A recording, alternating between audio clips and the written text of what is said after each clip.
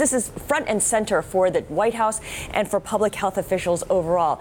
Give us a sense of whether Purdue is getting ahead of this or it's reacting defensively to charges that it fed the opioid crisis. Yeah, this is getting ahead of things.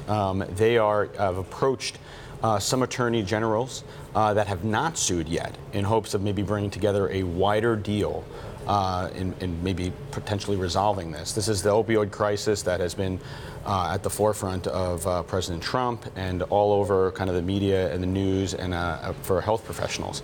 And what these lawsuits have focused on is creating a public health crisis, and that Purdue here is looking to settle potentially their role. There's a number of companies that are involved in here. Johnson & Johnson have also been accused. This is specifically Purdue. So just give us a sense of the scale here, because in your article you talk about more than a dozen states, 100 counties and cities already suing Purdue, just to give you a size of what's already going on. And you're saying actually they're now approaching other states and saying, guys, even before they've made a proposition to sue, they're saying, look, we want to settle this. What's the advantage for the states here in responding and going, okay, fine, we'll settle with you here?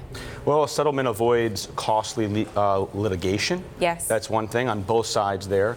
It's not uncommon for large investigations like this brought by attorney generals to result in settlements. So that's potentially surprising. But we have 41 states that are investigating here.